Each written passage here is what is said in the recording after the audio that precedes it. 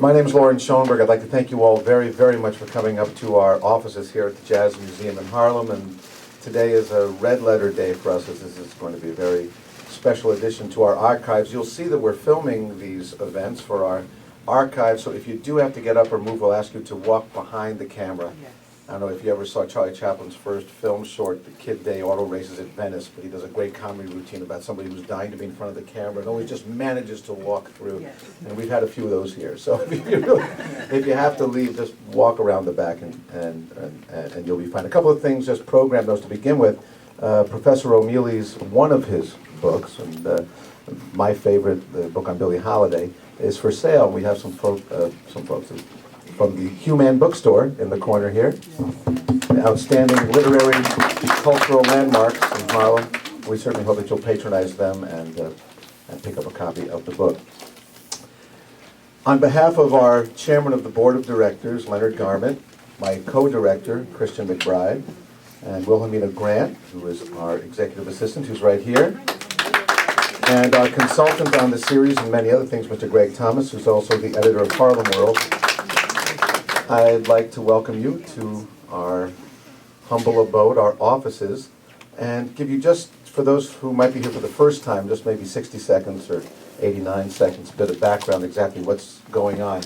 We've been here for going on 3 years, closer to 3 years than 2 years anyway, in Harlem, working towards the establishment of a jazz museum, because a museum is something that doesn't exist for jazz in New York City, and there's nowhere where it should be other than in Harlem. It's been a long, hard push, and we're pushing, and it's going to happen. We're not exactly sure how or where or when, but it's happening already because we're doing events. We've co-produced events at the Museum of the City of New York, and locally, and we'll be doing a lot more, and we hope that you'll consider yourselves part of our family. You are. In fact, as I look around the room, I recognize 90% of you, and we hope the 10% who I don't recognize will just come back and make this a regular part of your Thursday night series. We're hoping next year to inaugurate a alternate Thursday night series with the Jazz Museum of Harlem, which will be live music in the clubs.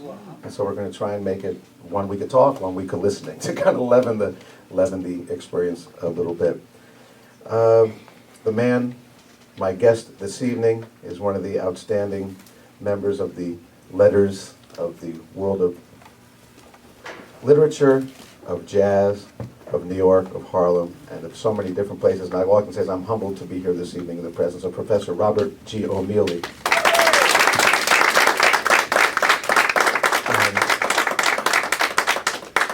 And I've been looking forward to this for a long, long time because Bob, if I may call him Bob, and I have been on some panels together over the years. Of course, I've been reading everything that he wrote and writes and does and teaches.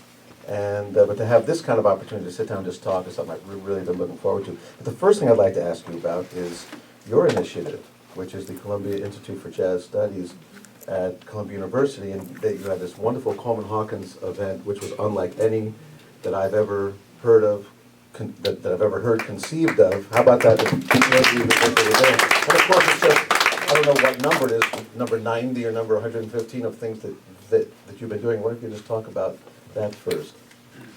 Well, first of all, I should just say hello to my friends who are here. It's so great to look out. It's kind of odd to be talking to a microphone in a room where I don't really need amplification, I don't guess. But anyway, thank you so much for being here. It's a delight to see you. And thank you so much for the invitation. Loren is somebody I've admired for years and years, and he says, I write about jazz, which is true, but his own writing about jazz is so sterling. If you know the notes to the Louis Armstrong artist as a young man set, the Grammy Award-winning notes were written by this man here. So he's a great horn player and arranger, and played at our event the other night.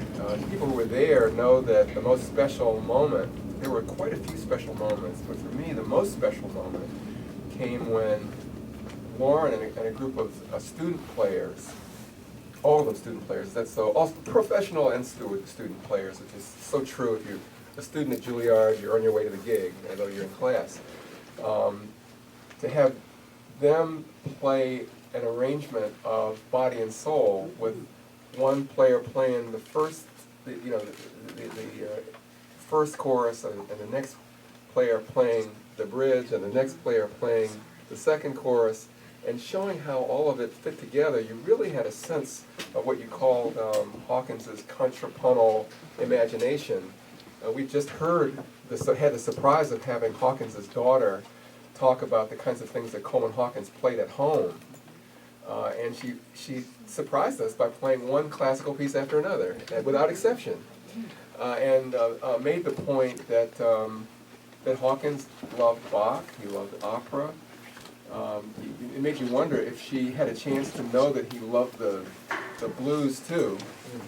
She might not have been aware of that really, but anyway, it was. But then to have your group come and play, and so we could hear all of these influences coming together was wonderful. Our center has had the challenge of presenting music in New York City, where who needs another presenter of music in New York City? And so the challenge has been to say, what do we have to add that's not here already? And what do we have to present that's not so obvious that no one would want to take the time?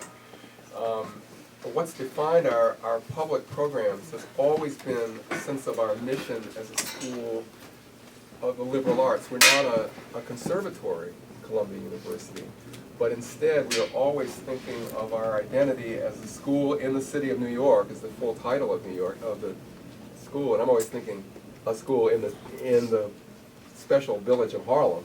We have responsibilities to the city. But we also have responsibility to our students, so that we're going to present Coleman Hawkins and really challenge our students to say, why aren't you writing about Coleman Hawkins? Why aren't the scholars, not only in music now, but the scholars if you're writing about the 30s, or the 20s, or I don't know about the teens, but Hawkins is born in '04, and you could certainly study the kind of scene that he came out of. He's born in St. Joseph, Missouri, although he always claimed to have been born aboard ship. I mean, Hawkins is, that's why we need the liberal arts to study somebody like that. He's interviewed on Riverside Records, and he said, where were you born? He said, well, my parents were coming home from a European tour, and I was born somewhere in the ocean. As far as I know, his parents never left St. Joe, as far as I can tell, and maybe they did. But certainly he was born right there in St. Joseph, Missouri. And you need, if you're going to get a sense of who he was, you need the poets to come in and talk about him. You need a political scientist and historian like Robin Kelly to come in and talk about Hawkins. But then we had his daughter, as I mentioned, too. His son was there. His son brought his horn for us to look at. So anyway, that's our challenge as a center. We're defined as a teaching institution, of course, and a research institution across the disciplines, so that when we did a program presenting Sir Charles Thompson, we had so much fun presenting him. We presented him with Jimmy Slide to make the point that dance and the music are connected together. And we intentionally brought Slide, who can work with both the what might be called a swing dance tradition as well as bebop tradition, to make the point that bebop was a dance, which is the name of that program. So it's always designed to make the students say, wait a minute, I thought I knew all about this, but there's something more, and there's something across the disciplines to consider. When you look at the table here, you confront one of the realities of our guest, which is that besides being a writer himself, he's one of the preeminent scholars, interpreters of people like Ralph Ellison and Albert Murray and James Baldwin and the great writers, and many other great writers too.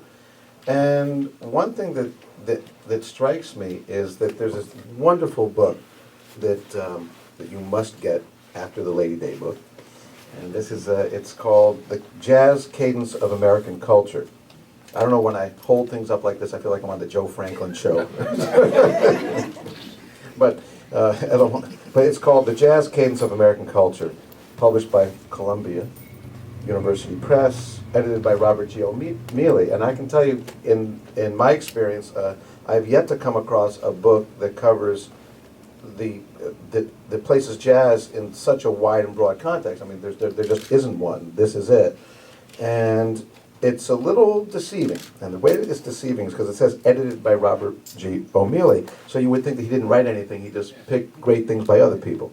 But one of my favorite parts of this book are the introductions that you wrote for the chapters, and specifically, and this is what's so magical to me, the quotations that you chose that introduce each chapter. And this one, this particular chapter, I mean, this is the chapter called, I should say the chapter called Jazz Lines and Colors.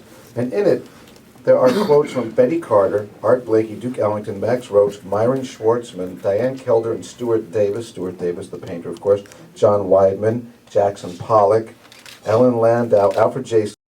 Smith, Elton Fax, who I guess made a lot of money off of his machine, and then Stanley Fax Machine, and then Stanley Crouch from Bullfini Plays the Blues. And this is one of the things that I enjoy so much about the book, are the interstitial things that you did. And I was wondering if we could just start our discussion with the following question. Everyone knows, we all know about the influence of African art and the African sensibility, the diaspora, and all the different musics that were touched by the African influence, whether it's in Brazil, whether it was in Spain, where all the different places that this influence exerted itself, and it's usually referred to as a catalytic kind of influence.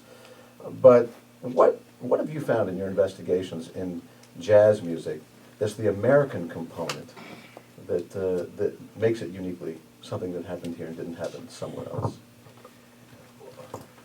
Well, that's a really good question. That's a really hard question, and it would seem that the editor of the Jazz Cadence of American Culture should be able to take it on.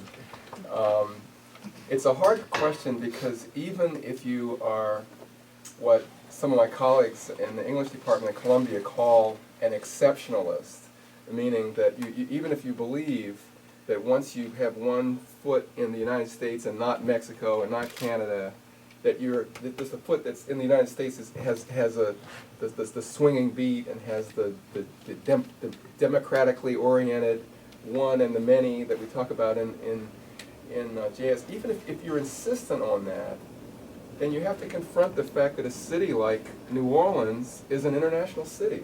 There's so many people from Germany moved there. So many Irish that were there.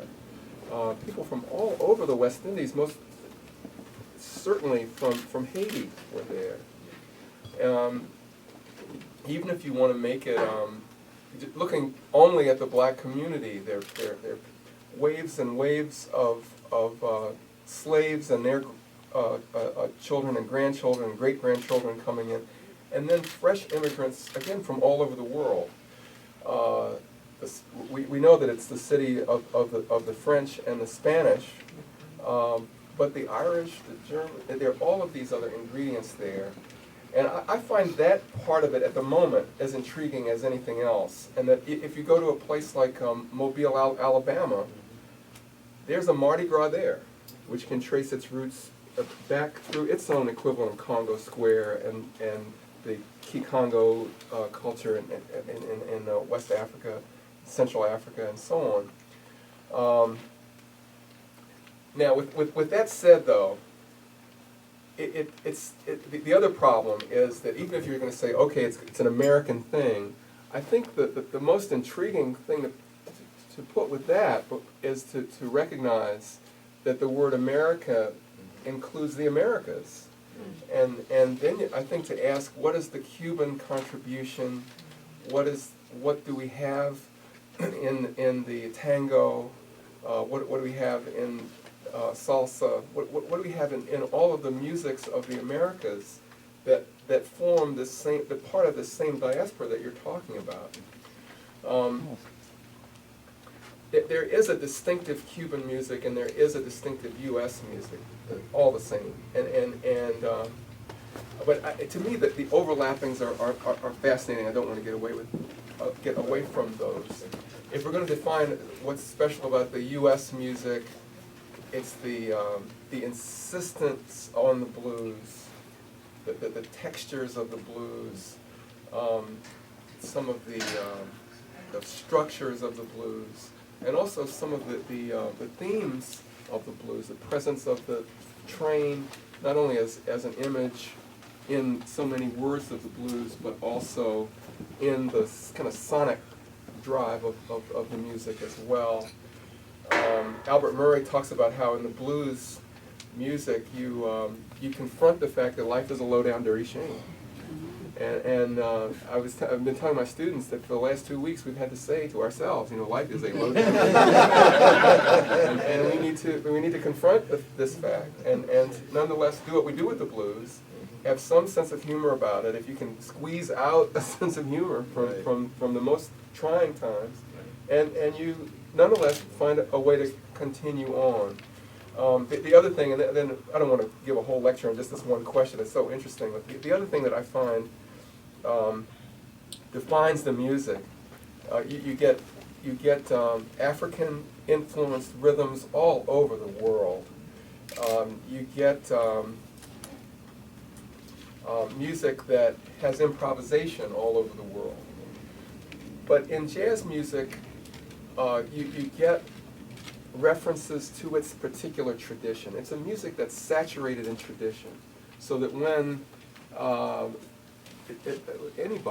heard Fathead Newman about 3 weeks ago at the Blue Note, I almost jumped out of my collegiate clothes. Fathead was wearing it out, and what made he was doing all these things. He was improvising. He was using these he's operating in a polyrhythmical universe, and so on. But he kept referring to "Ain't Nobody's Business If I Do," and he would refer to something by Gershwin, and he would quote Billie Holiday, and he would quote Lester Young, and that kind of saturation in a tradition with those particular sounds, I think, is what defines the music at its best. One more thing. I think that even when our democracy is most threatened and besmirched and mistreated, as I think we've seen it done in recent years, there's still an ideal, and some of it is expressed in the so-called sacred documents, and we can turn to those, the Constitution, the Bill of Rights, and we know those aren't perfect either, but there are some gestures toward perfection there. What I love about our music, jazz, is that there are gestures toward perfection there too, where you say you have to be yourself, you have to sound, you can't sound like Fathead Newman, okay? You want to play the saxophone? You can't sound, you might love Johnny Hodges, but you can't sound just like him. You have to sound like yourself.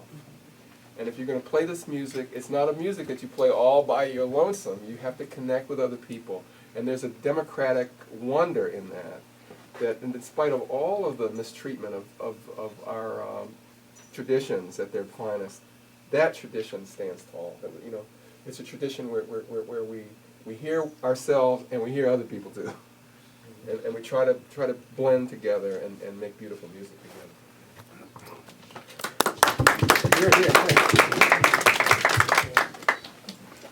Bob, I'd like to ask you something that might seem like a bit of a left turn or a right turn, but again, with these books here,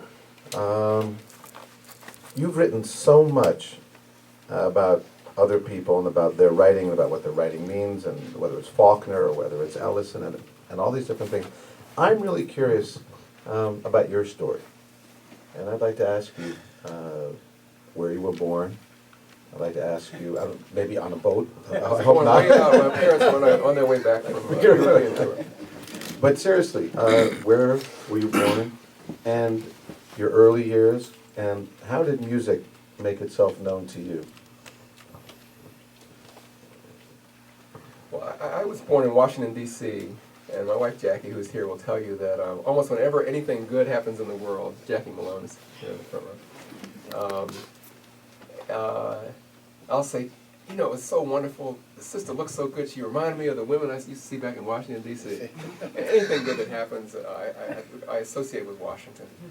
I love that city and all of its problems. I grew up in a household where my mother played. She was always working on the Moonlight Sonata for my whole childhood. I can hear it in my head forever. I know it. I can sing it to you by heart, out of key, because the piano was never right. And she only played classical music.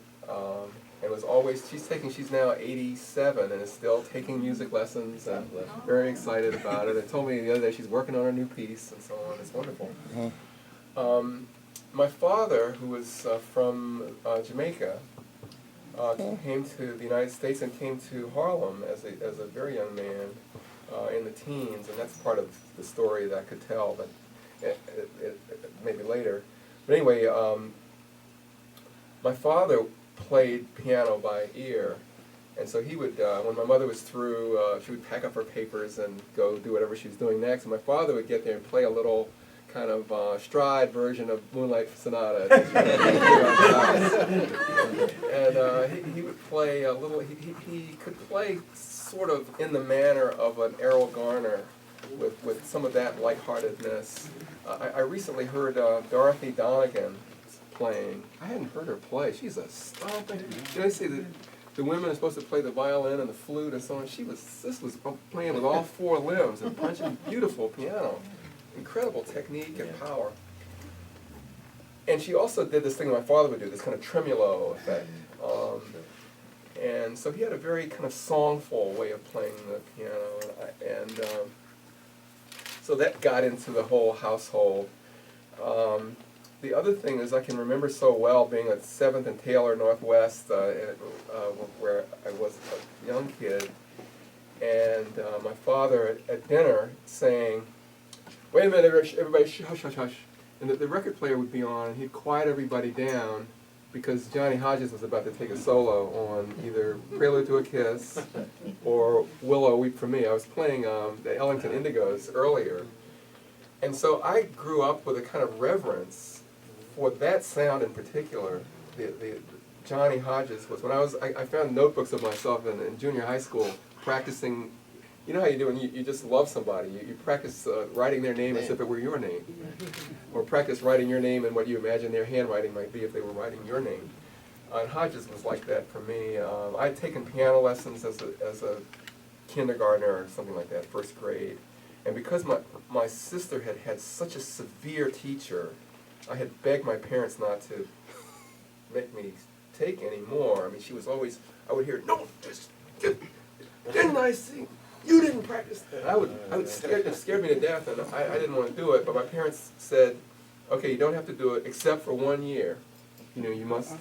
So I'm glad I did have that practice. And then when I was in junior high school, in the ninth grade, I finally convinced my grandmother to buy me an alto saxophone, which is what I really liked. I was hearing that sound. And so I was able to join the band almost instantly, which shows how poor the band was. but also because, I mean, I think if you start out taking music, already loving the sound, if I had nothing else, I had an idea about what I wanted to sound like, an idea of a tone. So my teacher said right away, you can't play any notes, but you have a tone. You have a good sound. So I sort of built up from there. And I played in the school orchestra, and I played in the marching band, and I played in little pickup group. I would, you know, in the James Brown, all you have to play is da da da da da da da. You know, I would be the one doing those notes like that.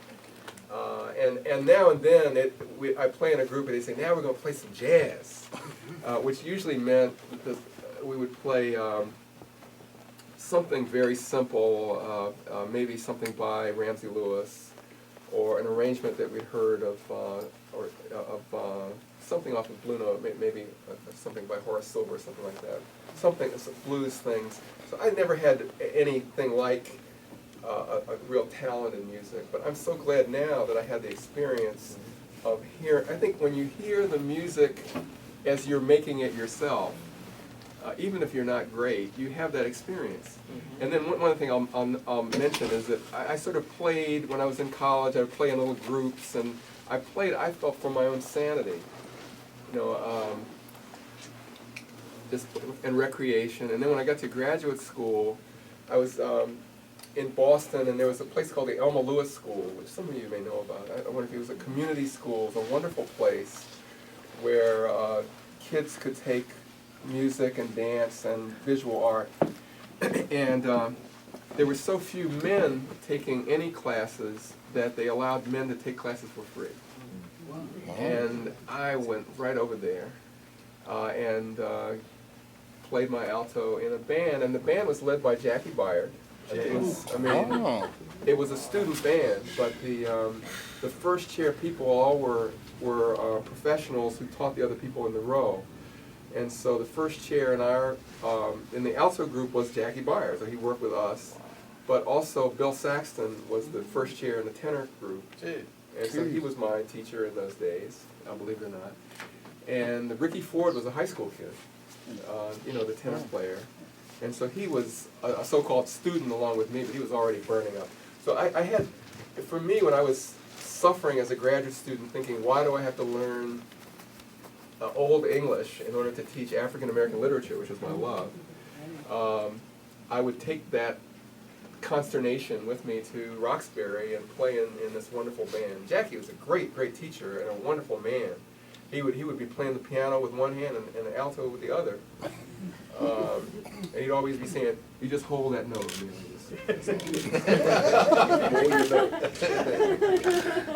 So I didn't do too much soloing except when I lost my place. But it was a good experience for me. And so I was studying literature and playing a little bit of music and loving the music.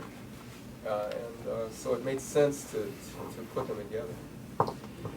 I want to just jump for 1 second. One of the fascinating things about this book and about your wife who's here, Jackie Malone, who's one of the world's experts on dance and on jazz and one of the great scholars. Thank you for coming, for coming here today.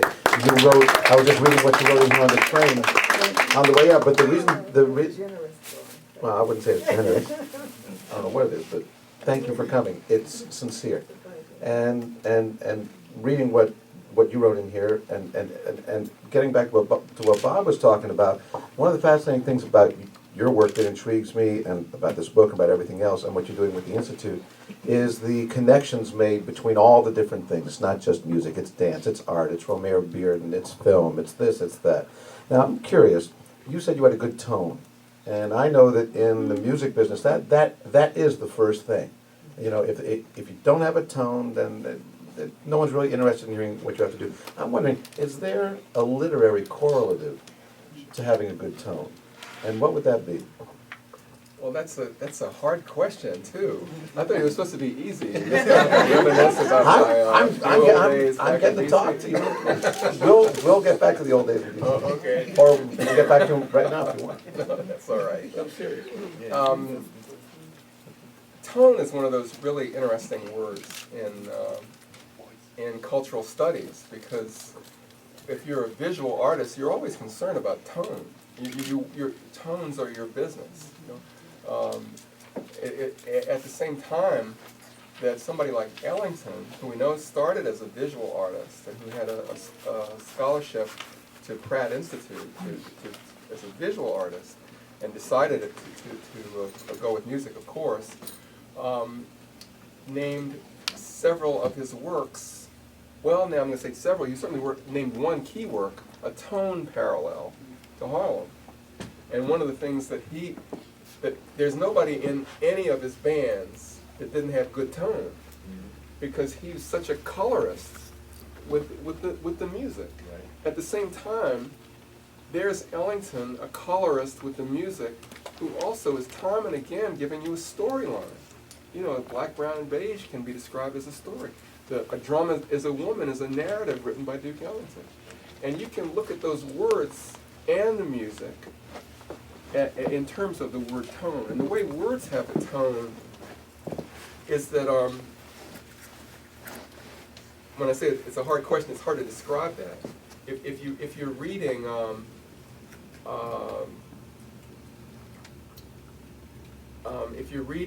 something by an Albert Murray, Albert Murray's takes a very serious and playful tone in his work. It's very true to the music that he's writing about. It has a kind of improvisational impulse, so that Ellington would sometimes write out the solos. I know this group knows this. And sometimes you're hearing a solo, you say, man, this guy is the most inventive soloist that ever lived. And that's true too, but Ellington wrote the solo, and the responsibility of the player is to play it as if it were improvised, to give it that sense of spontaneity, the kind of made-up-on-the-spot freshness. And Murray has that in his writing. And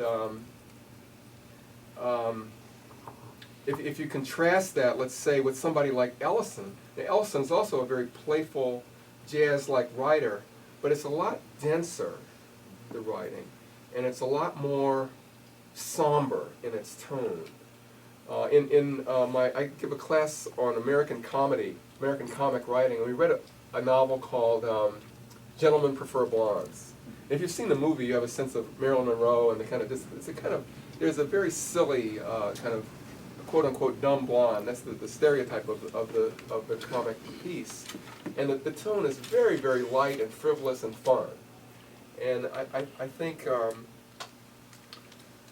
that you can talk about an ironic tone, and you can talk about a serious, almost tragic tone, and also these other light tones. I'll say one more word about it. I heard a really interesting documentary about Elvin Jones just over the weekend. And Elvin Jones, there's a film called A Different Drummer, which I recommend to you. He sits in front of the drums and says, now if I hit that cymbal, now you can see that yellow. No, oh no, it's blue and yellow. And he said, then I hit the bass drum, and of course, you get the brown tones coming in, and that deep blue, and sometimes with purple. And I do think that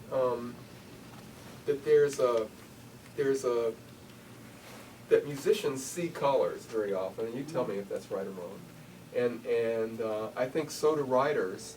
And sometimes you can talk about a serious tone or a light tone, but elsewhere there's almost a kind of multicolored dimension in the writing of a great writer, like Joyce, where you feel like you're getting somebody just swirling Christmas lights, and you're getting a myriad set of tones. Let me just follow up on that question with another question about tone, which is that if we say that in music, or in terms of a performer, that they have to have a good tone to be taken seriously, what would the example be for a writer? What would that one indefinable quality be above all others that a writer? So a tone is to a good musician as X is to for a writer.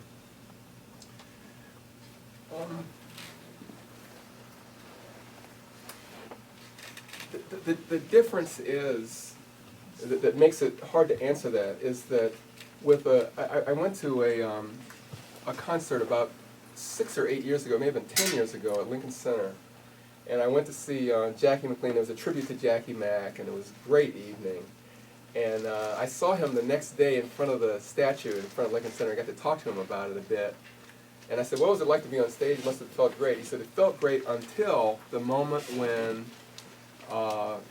in the finale, Wynton came up and said, we're going to just do one more. Do you want to solo first, or you want me to solo first? And he said, that's when I made my mistake. I said, you go on and solo first. And Wynton just lit up Alice Tully Hall. He made the windows tremble. I don't know if there are any windows in that play, but it felt like the windows gave me tremble. If there were, then they would have trembled. Then they would have trembled. And you know how Wynton can do. If he's excited, he'll show the whole technique, and it's just a wonderful display, and not just display. I mean, there's a heart with it too. And so when he was done, Jackie said there was nothing else to add, and he just wished he hadn't made a mistake of the order. That's where that kind of black Southern politeness got in the way again. He was supposed to say, I think I'll go first. But anyway, what he did though was he just played one note. And he said he let that just twist through the room, one note. And he said, whatever else you've just heard, I have my own sound. And you hear that one note and you know it's nobody but Jackie McLean with that knife-like silver, quicksilver, stridency and power. And when he was done, the audience went into a roar, because it was as if, this is really what jazz is all about. You can, with one note, you can establish yourself, and you can't do that. You can't just say one word, have one word, and establish who you are. But if you permit me to read something, I think I can demonstrate something for you. Please. Did I bring it?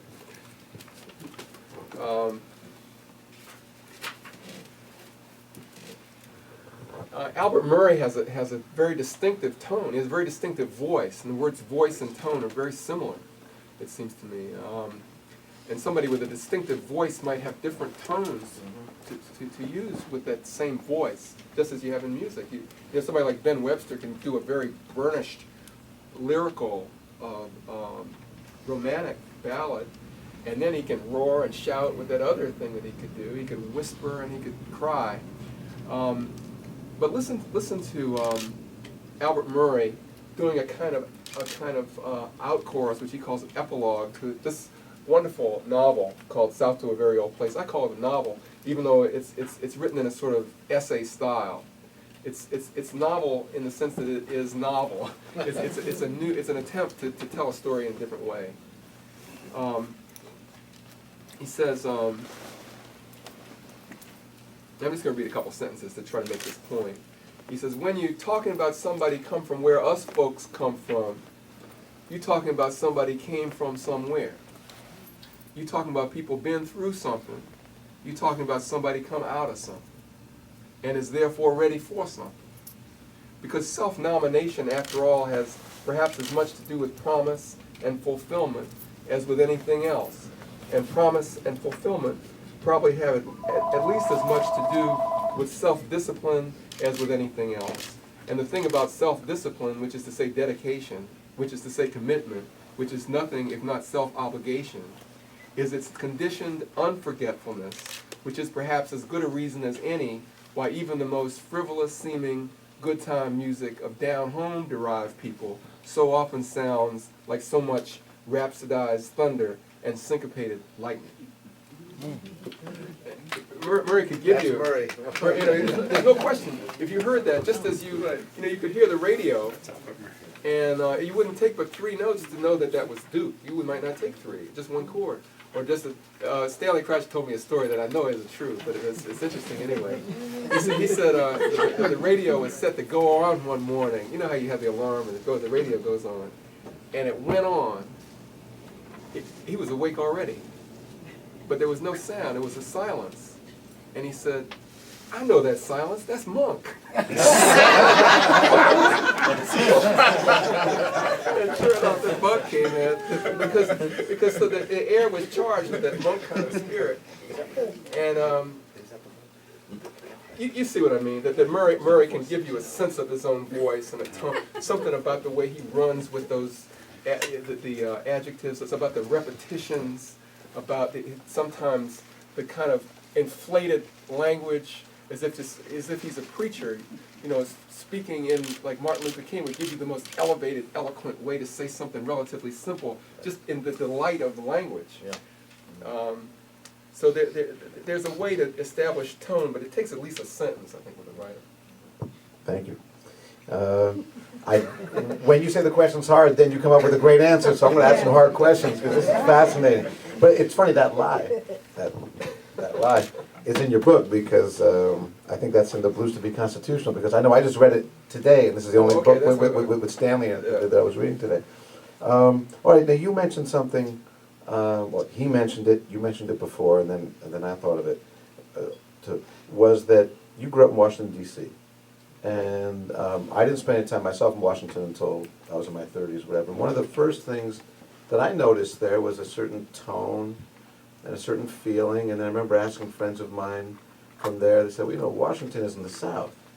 Washington is a southern city. And I'd like to ask you about your early years growing up in Washington. Is Washington a southern place? And if so, what does that mean? And what did it mean to you? Well, Washingtonians are famous for not knowing that they're in the South. And so I can remember relatives of mine who lived in Washington, my Aunt Evelyn talking to another relative who lived in Virginia, which you could see from our house practically. And she would say, so how are things down south? Down south, as if we weren't there. And part of what that meant, I think, was that claim that we weren't in the South was that we knew we weren't in Alabama and we weren't in Mississippi. And we knew that there's a difference between a rural sense of life and the life leaning toward the north and a big city, although of course there are big cities in the South too. I had to leave D.C. to learn that it was a southern city. to reflect on the fact that I should have realized without anybody telling me that I'd gone to segregated schools to begin with.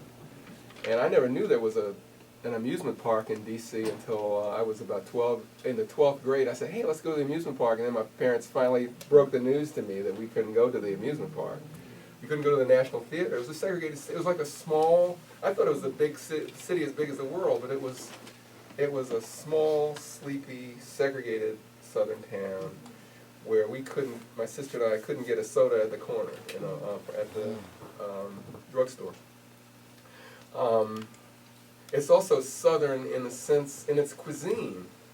Again, it took me, I had to leave to realize that everybody wasn't having greens and everybody wasn't having, pig feet and things that I associated with home, black-eyed peas and things like that. I just thought everybody was having that on New Year's Day, black-eyed peas, pig feet.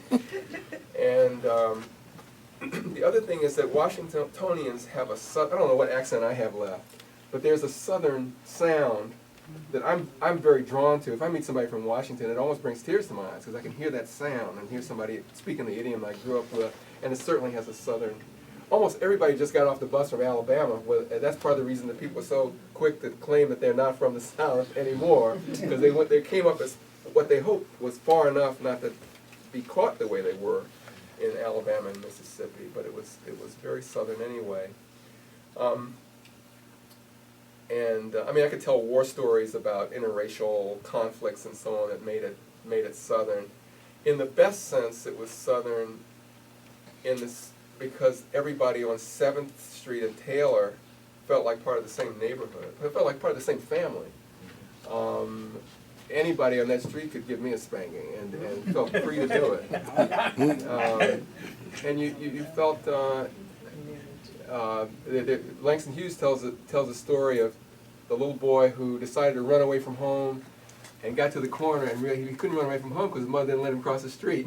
I was sort of like that kid. I could live on that street, but it was a whole universe. The other part of it is that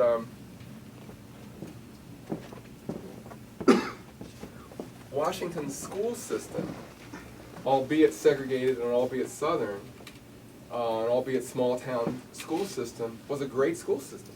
I mean, I'm talking about the black school system there. And I was, when I think about certain neighbors and relatives who were not in favor of integration, and it seemed crazy. How could you not be in favor of integration? They were afraid that our school system, which was very well known as better than the white school system, was going to be watered down.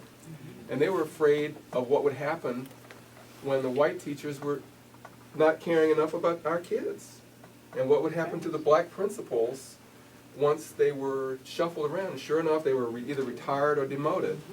And so that was another thing. I went to Lucretia Mott Elementary School, where once again, you could get yourself spanked so quick.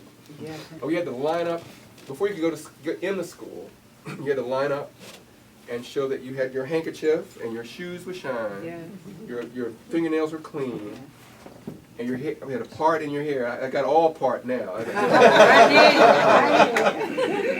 And if you didn't have it, if you didn't have these things straight, you would be given a minute to go over there and try to get some kind of shine out of someplace, or you'd be sent home, or you'd be, in the worst case scenario, the janitor, I can still see him, Mr. Broadus, would take you. You don't know how to wash your face?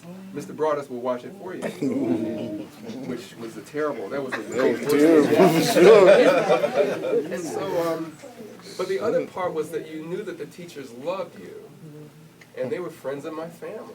And so I could hear him now say, now Robert, I know I don't see you over there with that stuff. No, man, because that would mean I get spanking right there. And then my mother taught in that school too. Oh, God. I didn't have a ghost of a chance. But also we recited Little Brown Baby with Sparkling Eyes, Come to You, Pappy, and Set on His Knee. We recited black poetry as part. We would recite the Pledge of Allegiance to the flag, the 23rd Psalm or the first Psalm, or one of about 10 Psalms that we would recite one of them every single morning, the Lord's Prayer, and poetry, which served us very well. The other part that I'll never forget about Lucretia Mott is that whatever else the teachers were teaching, they were making clear to you that you were expected to do something with yourself. that this was our community and nobody was going to make anything happen in our community except us. And we were the young people, and you're supposed to have your handkerchief in your pocket and your head looking straight ahead with plans for the whole community. And so it was Southern in some of the worst. I mean, I remember just once integration in quotes came, getting pulled over just because there was a white girl in the car. A group was coming home from a party. You know, are you all right in there, miss? You know, all that kind of foolishness. And so we had no end of that. But Washington was and then I'll stop talking about Washington, and this would get me going. Don't stop. Because Washington was an international city where there were the embassies from all over the world. Thank you. One of the things, I have a friend named Ernie Wilson, Chico. So we would get pulled over. You know, the whole thing about driving while black was very true when you were a teenager in 1964. Believe me. So you'd be pulled over. Where'd you get this car? And Chico would say, "J'entre dans la salle de classe, monsieur."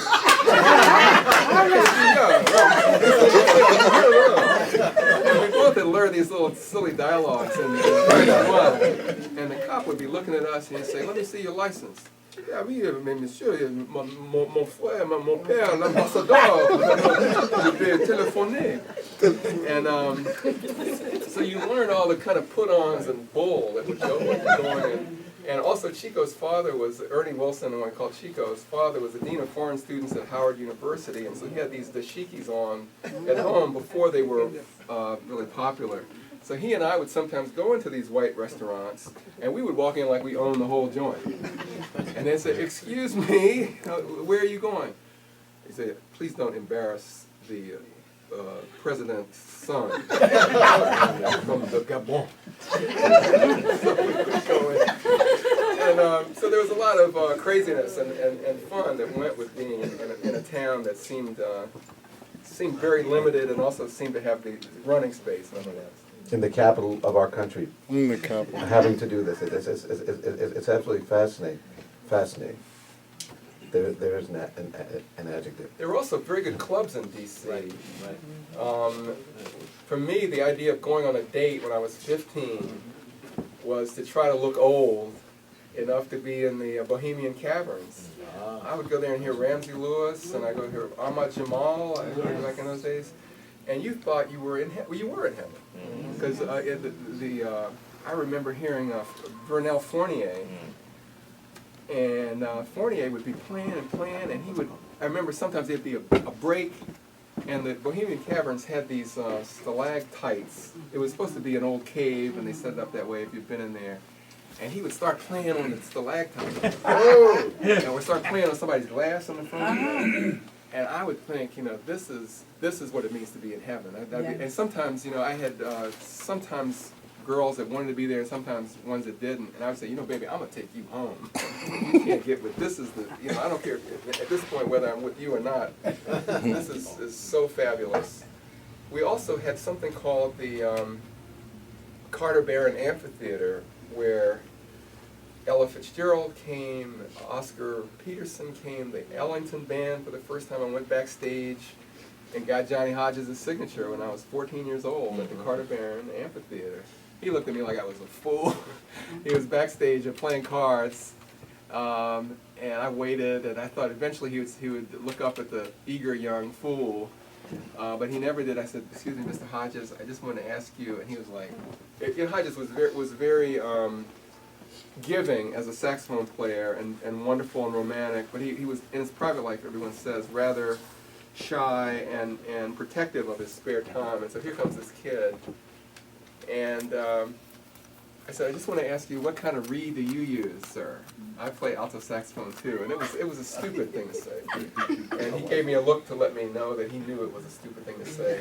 But then his answer was, "It's not the reed." Which I'll never forget. He says, "What you're hearing it's not the reed." And then what he told me again is one of those apocryphal things, I guess I never knew. He said, "I have my reeds specially made, and I have somebody who gets this cane, and we look for just the right cut, and it's not. I said, would that be a 3 or a 4? He said, no, it's not. It's not. We're not talking about that. And furthermore, it's not the reed. And then he went on and played. That was and he signed my record. So I have something to practice the rest of my life. This was like, Mr. Hemingway, what kind of pencil? Well, the first thing is that I have to offer as a sort of play on words. I mean, Tony can mean pretentious, and in DC they might say dicty or you know, high tone, highfalutin. And DC is noted for kind of class prejudice and rigidity, sometimes based on the most superficial ideas about class and color and things like that, right within the black community. And so I grew up suffering with that, in part because my father was Jamaican, and so, you know, he was a monkey, you know, this funny cat from Waves over across where they throw coconuts and things. And so I was very aware of that hierarchy in Washington, where if you're a certain skin color, and if your father is a doctor, and if you've got good hair, then you're in one class, and then otherwise, people don't, you know, there's a certain view that doesn't care if you live or die. The other thing I would say, is I just think about your question, is that my Aunt Evelyn grew up and was in school at Dunbar with Ruth Ellington, and knew Duke's sister, and she remembers, and she would do it with a straight face, and Aunt Evelyn was wonderful. She would say, you mean Eddie? You know, I would ask her about you guys, and she'd say, Eddie could play some piano now, as if she was telling me something new. You know, Ellington's real name was Edward Kennedy Ellington. And she said, oh, Eddie could play some piano. And she remembers, or claims to have remembered him playing house parties in Washington. And whether her memory is aided by history books or whatever it is, certainly there were house parties in Washington, and Ellington played some of them. And I do think that some of the dukishness, some of the aristocratic sense of responsibility, all those pieces, Black, Brown, and Beige, For My People, Sepia, Panorama, all of that sense of responsibility. He went to Mott School too, I believe. He certainly went through that same kind of school system. He didn't go to Dunbar, but to, I can't think of the name of the Washington Technical Institute, I think it is. But it's all the same. It's still the same sense of life was there.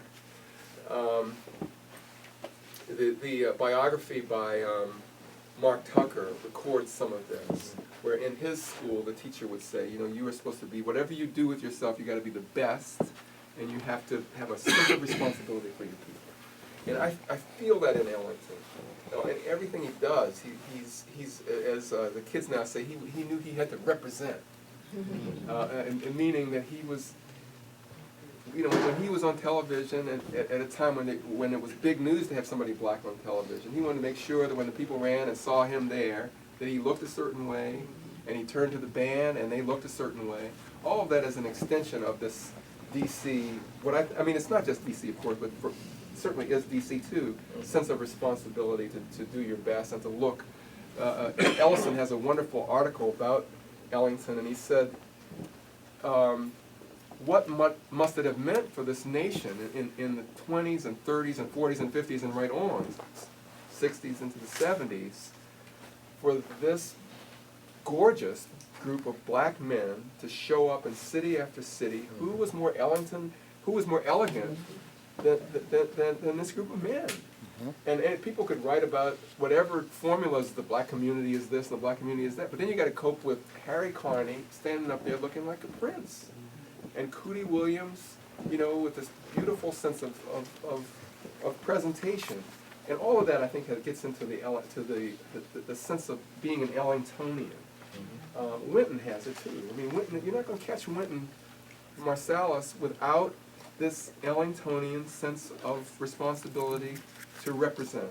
And wherever he goes, he's going to make sure that he's doing it at the highest level. He knows how to do it. He might not agree with him in some way or other, but that's what he's coming out of. He also did pieces called Washington Wobble, and you know, pieces with Washington in the name in the titles. Those early pieces, and he has in mind some of that house party stuff.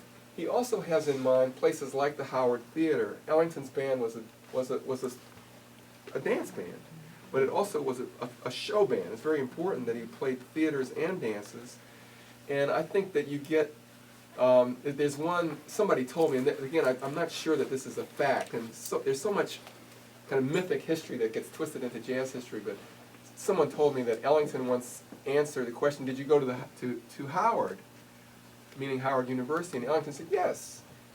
In fact, I graduated from the Howard Theater in 1928. And he certainly learned a lot from that kind of setting. And so when I began to see Ellington elsewhere in Boston and California when I was in school, I would hear echoes of what I imagined to be that house party scene, as well as the theater scene.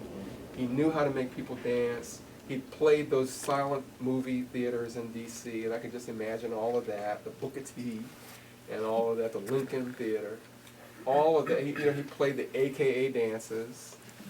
His nephew told me once that when Ellington was offered a chance to play the Carnegie Halls of the Earth, never play a dance again, he said that Duke said, "Man, the cat was trying to cut me off from my sources. And we're going to play 2 weddings next week, and then we're going to play the Deltas dance, and then we're going to play the prom, and then we're going to play the movies.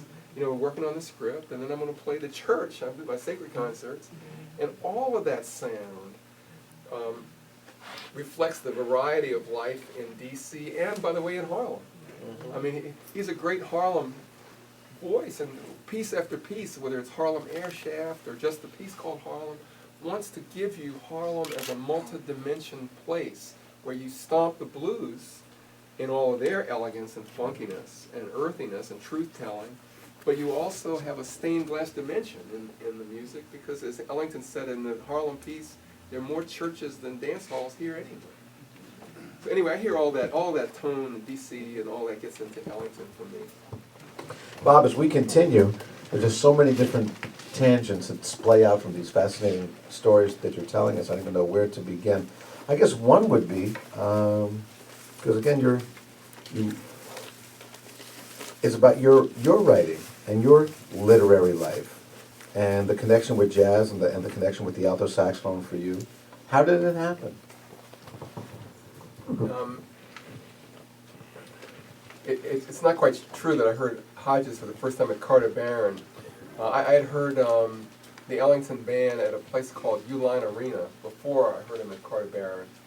It must have been 63 or 64 in a huge convention hall. It was terrible acoustics, but I was so excited because of having grown up with 2 or 3 records in particular, that Ellington Indigos. One year, I went to one of my father's friends and said, what can I give my father that he doesn't already have that he'll love? And I bought him, the friend recommended Piano in the Background. If you know that record, it is a stomping, beautiful Ellington record. And so I'd grown up with all that, so I couldn't wait to go to hear that band.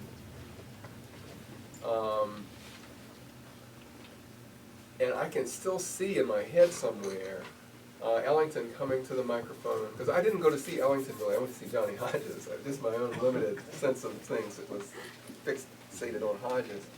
And Ellington said, ladies and gentlemen, it's time for Johnny Hodges, in a way that he would say. And my heart just leaped up, and Hodges came to the microphone in a way, looking sort of bored, as he would do, and adjusting his neck strap. And then with some introduction at the piano, he played I Got It Bad and That Ain't Good. And what he does on that solo is he just soars up to the roof. And my God, for a teenager full of romance and full of, the first mother load of testosterone is driving through your body. For him to snatch my backbone out in the way that solo did, I'll never forget it. And I remember coming home from that and saying to my parents, I can't join the band unless I have my own horn, and I really need to have my own horn. They couldn't afford it. And finally my grandmother said, Ethel, I'm going to buy that boy a horn and stop him from talking this way. But it was really hot, the sound of Hodges. We also had a record by Cannonball Adderley with Milt Jackson called Things Are Getting Better. And that record made it, and my father would always say, too many notes, it's too many notes. and that became part of my whole critical sense. You know, I had to work there. I said, it's too many notes, but it's so swinging.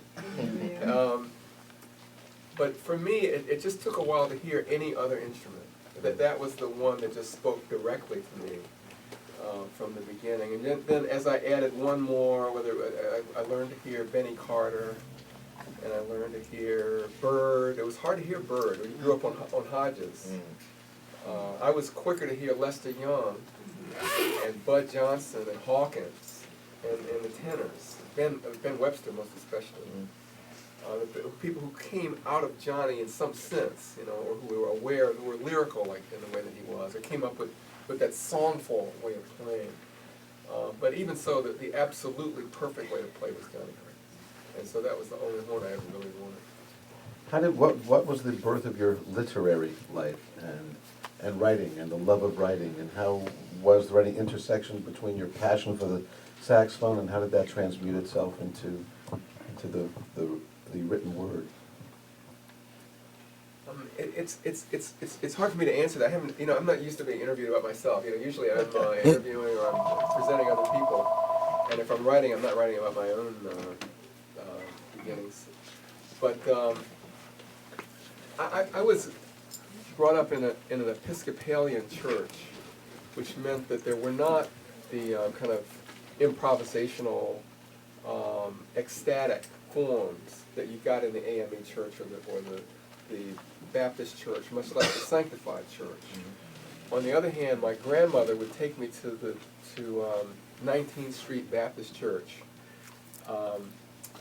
and which now is on 16th Street in Washington, the 19th Street Baptist Church, because it started on 19th Street, of course. And in that church, for the first time, I heard the kind of eloquence that a black preacher is capable of, the kind of preacher who would sing the sermon a little bit, and who would, a friend of mine he was in divinity school, and he said, well, you know, if you haven't got a hoop, you ain't got a church.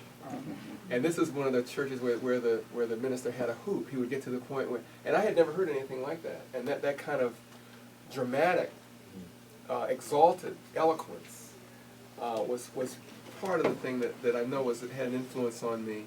I also had a friend. I played baseball when I was a kid, and it was good to be in the band and play baseball, because even if you were in special academic classes, you still knew everybody in the neighborhood because you knew you played baseball, and the band was everybody. You know, so it was a great way to come up. And one of the guys on the baseball team was Charles Harris, whose nickname was Boo. And Boo was what we called a pretty boy in Washington, D.C. He was a kind of dark chocolate, the color of this hat, brown, with straight black hair, you know, this curly hair, and very African in his features, except for this hair, kind of silk. And so he was what we called a pretty boy, and the girls were always excited about Boo. Boo was scary. He was so pretty. But Boo also could talk about your mama more than anybody I ever heard him talk. And he could play those dozens. He would make you cry and make you laugh until you cried. And he talked about, I remember, shine, shine, you're doing fine. You miss one stroke and you'll climb in mine. And Boo would say, I don't want to cuss in here, but Boo would say, he would say, Shine was swimming home from the Titanic, which had sunk, but he was swimming on home, and the shark was chasing Shine, and the shark said, you know, Shine, I'm going to eat you.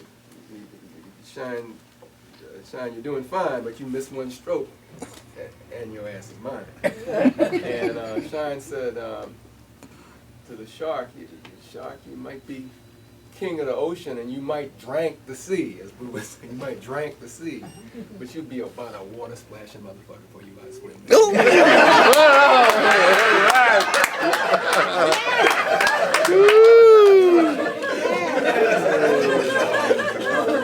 And you know, you put that together with the preacher getting laughing happy on Sunday about just how glad he was that the Lord was in his life, with Boo talking about your mama and about Shine, and all of that put together with very good teaching at school, with Little Brown Baby, with the Lord is my shepherd, I shall not want.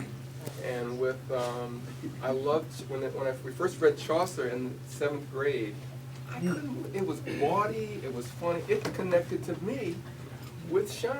People behind hanging out the window. If you read Chaucer, without all the expurgations that usually go with it, Chaucer is funny and bawdy and playful, in something like the way I heard from Boo, and something like even I heard from the exalted kind of preaching.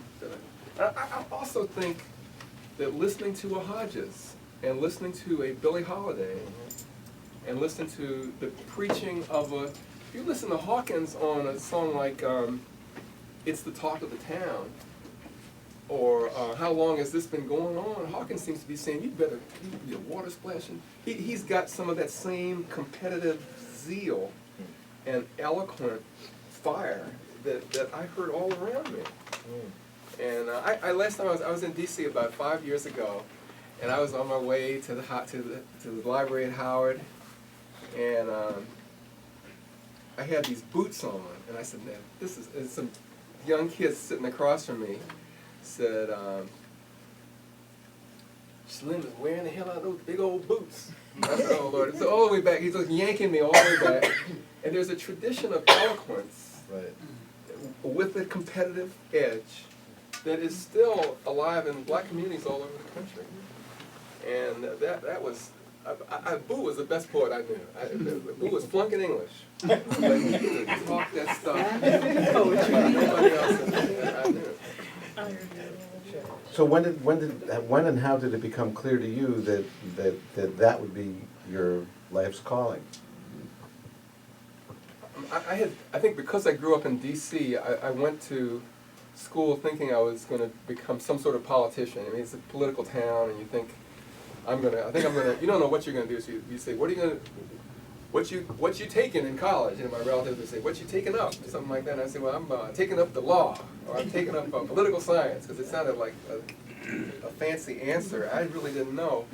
But I began with the idea of majoring in political science. And this was 1966. And I found out that political science meant that you had to study all of these numbers, and it was at Stanford University where I was a student, it was basically a math, it was statistics. And I was interested in DC's attempt to be home ruled, and these kind of questions like that. And they didn't care about that. They were looking at the voting patterns in the south part of, a certain part of St. Louis or something like that. And I found I was learning more about the things that I really cared about in my English classes.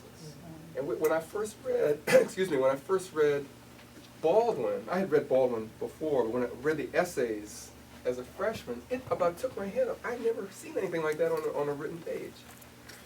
And I had a course in Faulkner and Conrad. Faulkner is that same old grits and gravy that I had grown up eating, and the same side talk and storytelling impulses. And he was talking about what makes Jefferson County some kind of democracy, and where does the fact that the black person doesn't quite fit in, but is nonetheless smarter than everybody, and nonetheless has all this talent. How does the United States fit together? Those kinds of things I was getting from Richard Wright and Faulkner, and eventually from Ellison. And the other thing was that during those years, it was very common to hear poetry read to music. And so I heard Stanley Crouch. That's why I've known Stanley Crouch since I was 17 years old. He was one of the Watts writers who came up to Stanford with the dashikis on. Stanley doesn't like to hear this, and read this revolutionary poetry, very often to music. I don't know that Stanley read to music, but with lots of musical references and with music there all the time. I heard Michael Harper read to music, and Al Young read to music. Baraka and then Leroy Jones came through, and I was thrilled by that. And so it wasn't mysterious to me, in part because of Boo and all that jive and the preacher talk in his sermon.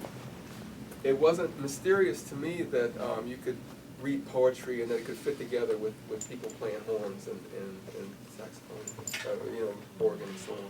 And so there was, for me, it was kind of, I remember, I'm sorry, and I remember going home and saying to my father, I know you don't want to hear this, because some African-American, my father had done 1 year at Virginia State College. He didn't really know that much. It was as part of the service. He was trained there as an engineer, and he was a brilliant man, but he never went to school much. So he didn't really know, and it made sense to him, when I would say, so what you going to take up? I'm taking up the law. I think I'm going to be I'm going to law school. That was enough answer. And then when I had to confess to him that I was majoring in English, that was a big blow, because that didn't make any sense. I'm going to be some sort of English teacher, something like that. And but he was very good about it. He said, I don't really know that much about all this, but I trust you to literally know more than I do about it. And so I was free to pursue this. There was a lot of pressure also because of the revolution that was going on around us. For students, it made more sense to major in sociology or to major in social science, things that were oriented towards social change. The Black Studies programs were just coming in. And part of the reason, by the way, I saw myself, there was a course at Stanford called The Negro in Our Literature. Believe it or not, it's incredible. Think of that. And we would read Uncle Tom's Cabin. And some of us, Robert Steptoe and others, went to the English department chair and said there should be one course where we're reading Ellison and Richard Wright and these other people are very important. And fortunately, there was a junior faculty member named William Chase who said, I've never read it either, but I'll read it with, if there are half a dozen students who want to read this literature, read it along with me, and I'll offer a seminar. And so that was part of the thing. I felt very excited by the idea of being involved in this brand new field, Black literature. I wanted to be part of what created that new field. And as a senior, I went to our department chair and said, now I've been TAing as an undergraduate now in this big Black literature course, but there should be a new course that teaches the younger writers, Sonia Sanchez and Nikki Giovanni and these other people who were just appearing. Could I teach that course? And it was, I think now, but if a senior came to me and asked me to teach the course, I would. But they were just foolish enough and also indifferent enough to Black literature. I mean, it wasn't just to say, in a sense, I don't care what you do. But also, I don't want to make it the worst possible motives. They let me teach that course with the same Bill Chase grading all the papers to make sure that the standards were where they should be. And I worked like hell on that course to make sure that, and I said to my classmates, now, you gotta work. You can't just sit up in here high and acting foolish. Come on now. And I said, please don't sign up for it unless you're gonna get an A. Because I want to give everybody in here an A. Let's read Ishmael Reed. And I remember too that even in that first course, we listened to Coltrane, and then we read Ishmael Reed. It just made sense to me. And I knew we read Invisible Man, and we played the Basie piece where the character says that she's got feet like a monkey. It was Jimmy Rushing singing that blues. And so it fit together for me very early on. You mentioned Coltrane, so you were talking, you came up with Johnny Hodges, and you loved the Ellington Band in the 1960s. You were asking for autographs and asking about the Reeds. And then you're reading Ishmael Reed, and then you're wondering, and you're playing Coltrane. How did you react at that time in the 1960s to the tremendous change in the music? I mean, John Coltrane may have played in Johnny Hodges' band, but it didn't sound like it. I didn't know it at that time. Musicians sometimes talk about the moment when they first heard somebody that they love, almost like it's a religious conversion. They say, I first heard Count Basie, and that all he did was hit that one note, and I'll never forget it as long as I live. And Hodges, for me, was that kind of religious experience. But I also can remember, I can still see being in my apartment, and a friend of mine said, you think you know so much, but you listen to this. And he put on, I Want to Talk About You. he knew just how to get me because it was lyrical. That live version where he plays that long unaccompanied cadenza in the middle of it, it almost blew my head off. And at that point, you know, my father in the background saying, too many notes, too many notes. I wasn't hearing that as clearly as I was hearing that he running circles around the score. People say Coltrane doesn't swing. He was swinging me into bad health with just the kind of circularity that he had. And so it took a while. You know, I was enhanced by Johnny Hodges, but also I was stuck there. I couldn't hear anything else for a long time. But Train struck me dead, as people say in the church. You know, he got me that day. And after that, I went and got Coltrane with Ellington. That was a good thing, the place to go next, because then I could hear him play Little Brown Book and Sentimental Mood, and also the Love Supreme was almost a hit song on the college campuses, you know, and so I was hearing that lyricism as well, and the way that I've really reacted as a listener and as a scholar too, I guess, is that if I hear something that I just love, I try to then go and say, okay, now this is something I love. Let me hear as much of this as I possibly can. So when I first heard Billie Holiday, I said, this child is killing me. I can't believe it. It makes me so happy to hear her. It's and also so sad. I mean, it's a complicated sense of delight and fear and all that comes together. And then I tried to get every record by her that I could possibly get. And that's with Coltrane. And then once you go that way, then you go back and you begin to hear those other Philadelphia players, and I heard him with Miles, and I heard him with Monk, you know, and you know, the world begins to open up, and then forward, as I began to catch up with Coltrane, the more experimental stuff came through. And Coltrane's a good place to go because he opens up the whole avant-garde to you. He opens up the world so much to you. In the way that a great artist does, it's like throw lights on in a part of the theater that you didn't know was there at all. And all of a sudden, you know, the avant-garde stuff that had been noisy began to make sense to me. And so it was an important bridge. Also, when I was lucky enough, when I was a freshman at Stanford, Cecil Taylor was in residence at the sort of unofficial. This was the '60s, and so being in residence meant that he was living in one of the dorms, and he may have had a gig. He was living in the dorm, and they kept the piano tuned, and he played a lot, and I went to hear him, and he was always talking about Duke. And for me, Cecil Taylor was just noisy, and it was just too many notes, and it was Jimmy Lyons squawking away, and I couldn't hear it at all until I remember again. I can still see myself on a date in this lounge in this dorm where he was staying, and he said, "You think you heard something new here, but I'm playing straight out of Bessie Smith and Duke Ellington." And I said, "Bessie Smith?" But it was a good opening for me. I went and heard Bessie again and tried to understand the blues impulse in Cecil, and also the avant-garde impulse in Duke. I never thought of that. And then once that comes clear, then you start to hear Mingus a different way and Monk a different way. Mm-hmm. So anyway, Train was very important, and it's still challenging to me. I think because people hear generationally. I sort of came along in a generation, and in part because my parents' generation, that was much more oriented towards swing and bebop and melodic players. On the other hand, my own generation was hearing Train, and so while it was a stretch, it was a stretch worth stretching for.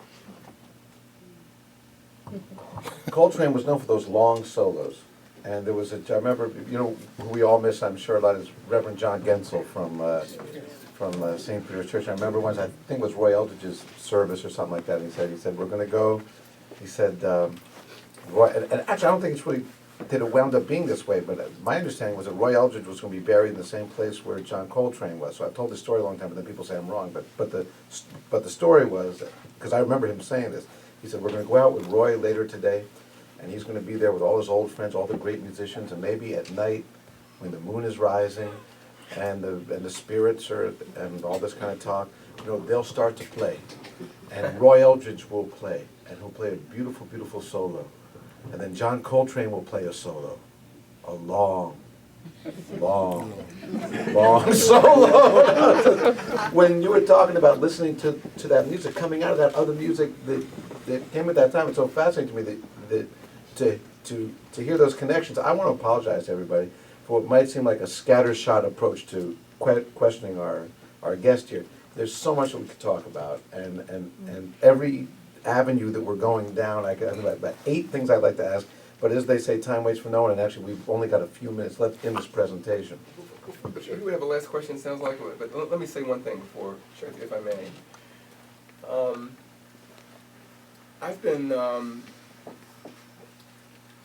talking about my parents in Washington, but I've been married for 32 years. Wonderful.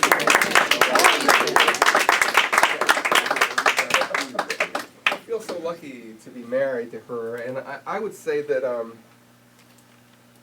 because she was a dancer and is a dancer, she was a dancer in the Elio Pomare company and other companies before then, and now teaches dance at Queens College, but is best known as a dance historian who's written the biography of Charlie Atkins and a wonderful book, which is a wonderful book, and another one called Steppin' on the Blues. And the experience of spending all these years with a dancer has meant so much to me. I mean, my own sense of jazz as interdisciplinary stems more than she may know from going to rehearsals with her and trying to hear. Elio Pomare was using Ellington and using Mingus and using all kinds of stuff. Who sings None But the Righteous is the blind boys from Alabama, I think it is. And so he's all over the place, and the experience of watching somebody that you love dancing to this music makes you listen and watch in a certain way, and there's a way that you begin to see the music, as you see these dancers moving. But she's been a great inspiration to me as a friend and lover, and also as a scholar. It's so exciting to me to learn from her. When I was at Elma Lewis School, she was taking classes in dance at Elma Lewis School too. Both of us graduate students scuffling along, and or I was scuffling. I don't want to speak for her. But anyway, I just wanted to put that in that she's somebody that I adore and that's been a major influence in my life. Yes, yes.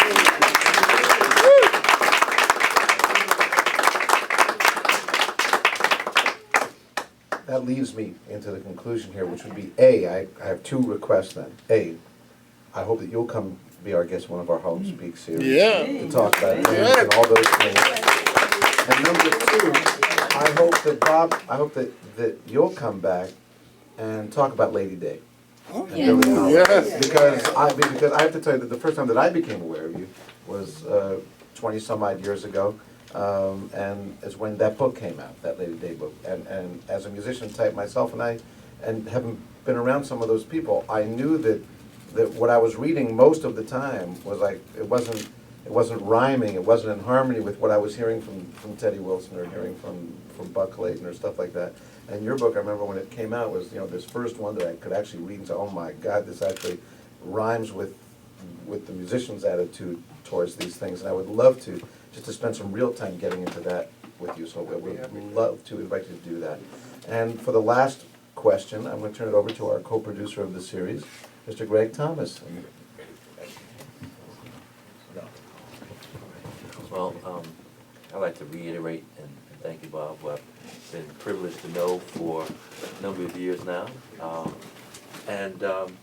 Actually, perhaps instead of asking you a question, I'd like to actually read a paragraph of your writing that will give, thank you, will give us a little taste of your style, and that will also incorporate some of the discussion. And Loren mentioned about the importance of jazz artists having their own voice, and the whole discussion about tone, I think, is brought together perhaps in this opening of a particular section of this book that I I'm aware of because I've used your scholarship in much of my writing, and I just Greg is somebody who's writing, if you don't know it, is so wonderful. Yes. And he's being very modest, but he's a very smart and very smooth and brilliant writer. thank you, thank you. And definitely to return the favor, because I've found that a lot of scholars in English, sometimes they can be a bit abstruse, and you are always very clear, and I really appreciate that. And here's an example. This is from the introduction to part 6 of the Jazz Cadence of American Culture, Writing the Blues, Writing Jazz. And it goes, the word stylos, named the writer's instrument for scratching words onto the wax tablets the ancient Greeks used instead of paper. Thus, the modern word style indicates the personal mark of the artist. The sculptor's chisel, the painter's brush, the writer's stylos are all used to scratch a distinctive artistic conception, a signature or scripture, if you will, onto a given work of art.